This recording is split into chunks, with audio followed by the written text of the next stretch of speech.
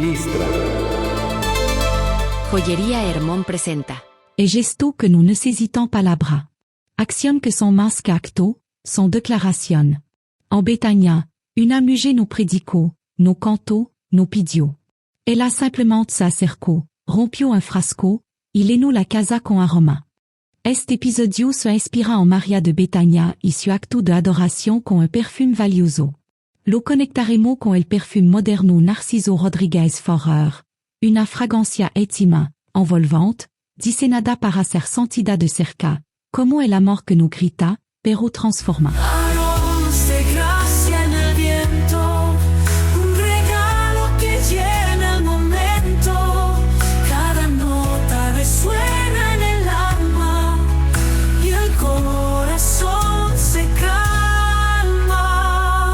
Entonces María tomó una libra de perfume de nardo puro, que era muy caro, y ungió los pies de Jesús, y los secó con su cabello, y la casa se llenó del olor del perfume. María no legó con discurso. No se presentó con grande credencial ni con una posición de poder. Entró en silencio. Pero elo que levaba en su mano, y sobre todo en su corazón, haría historia eterna. Aquel día, mientras otro conversaban y comían, ella se acercó a Jesús, rompió un frasco d'alabastro y derramó sobre su pinardo puro, un perfume costoso, reservado normalmente para ocasión especial o para el entierro de los muertos. Pero María no esperó. Ella entendía que Jesús estaba vivo, estaba presente, y merecía el mejor, ahora. El gesto fut más que generoso. Fut radical. La Biblia dice que valía casi el salario de un año. Y aún así, María no escatimó. No dudó. No midió el costo. Ella entendía el que mucho que el verdadero amor se entrega entero. Y entonces, ocurrió algo hermoso. La casa se llenó del olor del perfume. El perfume no se quedó en los pies de Jesús. Invadió el espacio. Tocó a todo. Ese cuarto no solo fut testigo d'un acto de fe, fut impregnado de adoración. El sacrificio que María hizo. Podemos reflexionar sobre varios aspectos que nos invitan a examinar nuestra propia disposición para sacrificar algo valioso en nuestra vida por amor a Cristo. María eligió un perfume de nardo puro, un producto extremadamente costoso, como su ofrenda a Jesús. En la cultura de su tiempo, este tipo de perfume era considerado un lujo, reservado para las ocasiones más especiales. La decisión de María de usarlo en Jesús no solo demuestra su amor y devoción, sino que también implica un acto de renuncia personal. Al derramar el perfume, ella se despoja de algo que podría haber sido utilizado en su propio beneficio, quizá para su boda o para asegurar su estatus social. Este gesto nos desafía a cuestionar qué tan dispuesto estamos a renunciar a nuestra propia comodidad y deseo en favor de nuestra relación con Dios. Además, el acto de ungir los pies de Jesús también tiene un significado cultural y espiritual profundo. En la antigüedad, lavar los pies de alguien era un acto de humildad y servicio, reservado para los sirvientes. Al hacerlo, María no solo muestra su amor, sino que también se coloca en una posición de humildad ante el Maestro.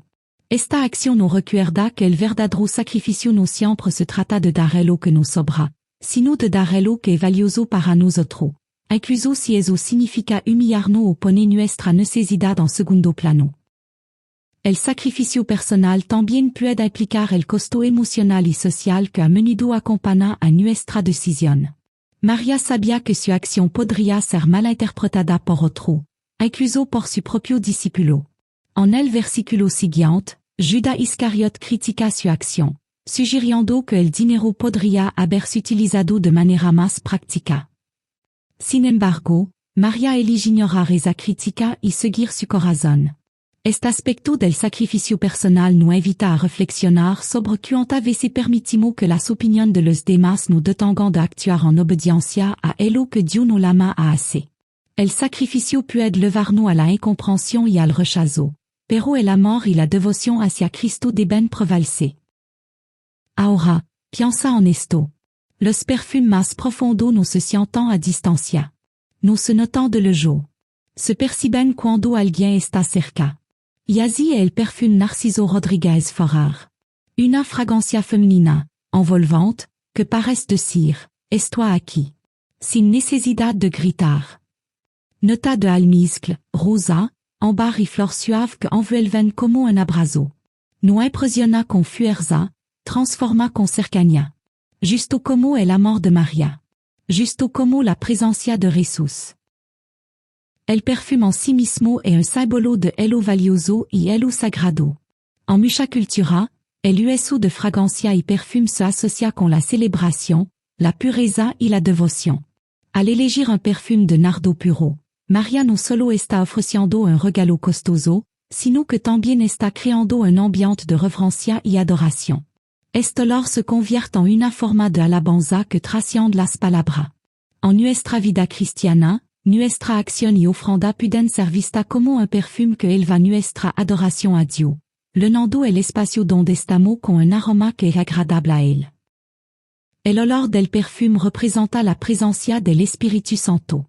En la Escritura, el uso de fragancia a menudo se asocia con la unción y la presencia divina.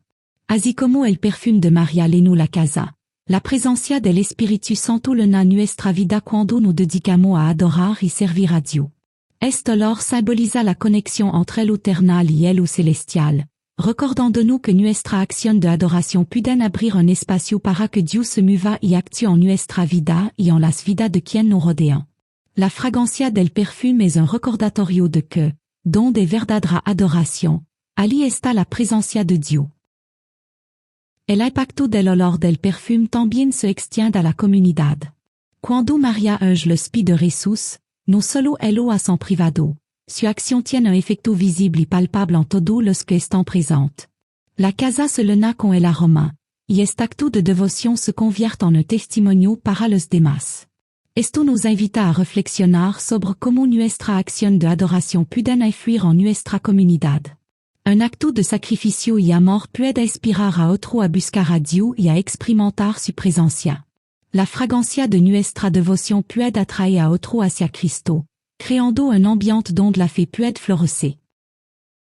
Asimismo, el olor del perfume también nos recuerda la importancia de dejar un legado espiritual. El perfume que María derrama no solo tiene un efecto inmediato, sino que también perdura en la memoria colectiva de la comunidad. Jesús mismo dice que donde quiera que se predique el evangelio, se contará lo que él ha hecho. Este legado nos desafía a considerar qué tipo de aroma estamos dejando en el mundo. Estamos dejando un olor de amor, servicio y sacrificio, o uno de egoísmo y indiferencia? Nuestra acción, por pequeña que son, pueden tener un impacto duradero en la vida de otro. El olor del perfume también simboliza el sacrificio de Cristo. En el contexto de la pasión, el perfume anticipa el sacrificio que Jesús realizará en la cruz. Así como el perfume fut derramado en un acto de adoración, Jesús se entregará a sí mismo por amor a la humanidad. Este paralelismo nos invita a reflexionar sobre el sacrificio de Cristo y cómo nuestra vida debe responder a ese amor incondicional. La fragancia de su sacrificio debe motivarnos a vivir de manera que honre su entrega, recordándonos que nuestra propia vida debe ser un sacrificio vivo, agradable a Dios. María adoró no desde la plataforma, sino desde el suelo. No desde el aplauso, sino desde la entrega.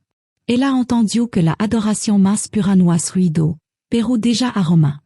Y no cualquiera. Un aroma costoso. Un perfume que nace del quebranto. Que se derrama sin condición. Y que llena toda la casa de una sola cosa, Jesús. Muchos la criticaron. Porque tanto de roche. Pero Jesús la defendió. Dijo que lo que hizo era hermoso. Que donde quiera que se predicara el evangelio, se recordaría su acto.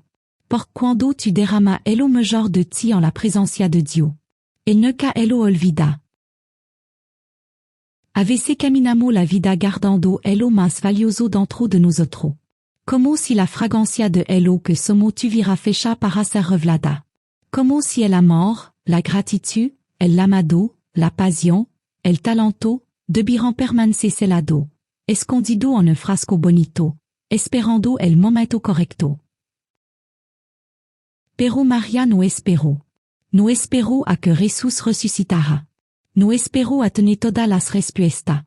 No espero a un escenario ni a la aprobación de los demás. Ella simplement supo que ahí estaba el maestro, y que es lo mejor que tenía de bien ser entregado ya. Y ese es el llamado de este episodio. ¿Qué frasco tiene sin romper? Es algo antique ha sido reservado, guardado, protegido, pero que fue hecho para derramarse? Quizá es un talento que nunca ofreciste al servicio de Dios. Una palabra que no te atreve a decir. Una intercesión que pospone. Un acto de generosidad que hacha es frenado. Una obediencia que sabe que debes, pero que on no entrega. El frasco puede ser tu orgullo, tu miedo, tu comodidad, o incluso tu herida. Pero mientras esté cerrado, el perfume no puede llenar la casa. Mientras él lo sostiene con fuerza, el aroma no toca a nadie. El perfume solo transforma cuando se rompe. Y rompe un frasco duel. Derramar el lo que costó tanto guardar, ajusta. Pero es una verdad eterna. Todo el lo que entrega al Espíritu de Jesús no se pierde, se multiplica en fragancia. El acto de María no solo oyó al maestro, llenó el ambiente. El perfume de su entrega tocó a todos los presentes, incluso a quien no lo entendirán.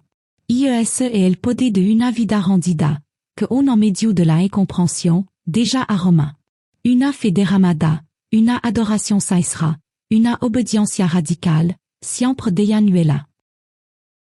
Así que hoy, la pregunta no es si tiene un perfume. La verdadera pregunta es, ¿está dispuesto a romper el frasco?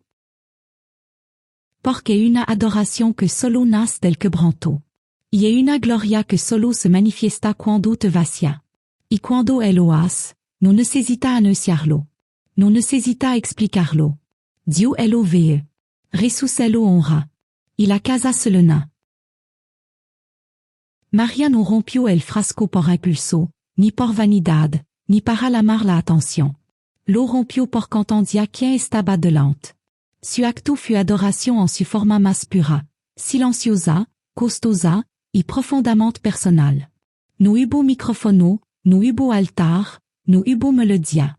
Solo un corazón rendido, un perfume abierto, y un ambiente que nunca volvió a oler igual. Ese es el poder de una entrega real. Cuando rompe tu frasco, cuando deja de guardar el lo mejor de ti, algo cambia. En ti. En tu casa. En los que te rodean. La adoración sincera no solo asciende, se expande. Déjà marca. Llena el espacio. Cambia el air. Y el lo más hermoso de este relato es que Jesús no la detuvo. No le dijo que era demasiado. No le pidió que se explicara. Simplement recibió. Oró. Y la defendió. Porque cuando tu amas de verdad, y ese amor se convierte en acto, el cielo él lo respalda. Tal vez hoy está preguntando si vale la pena amar así.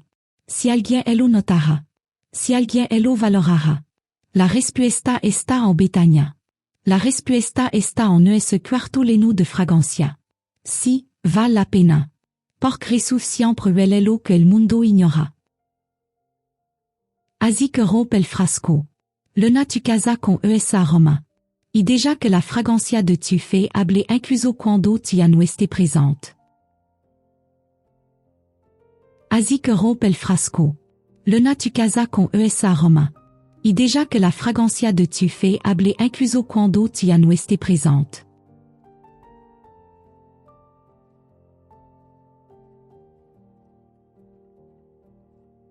Gracias por acompañarnos en este episodio. Hoy, desde la casa de Betania hasta el corazón de tu vida, recordamos que la verdadera adoración no siempre se ve, pero siempre se siente. Que el amor genuino, cuando se entrega sin medida, perfuma todo a su alrededor. Si este episodio tocó tu corazón, te invitamos a compartirlo con alguien más. Suscríbete al podcast en tu plataforma favorita, activa la campanita en YouTube, y signo en redes a través de Listra. Nos escuchamos en el próximo episodio de Aroma de Gracia. Aromas de gracia en el viento, un regalo que llena el momento. Cada nota resuena.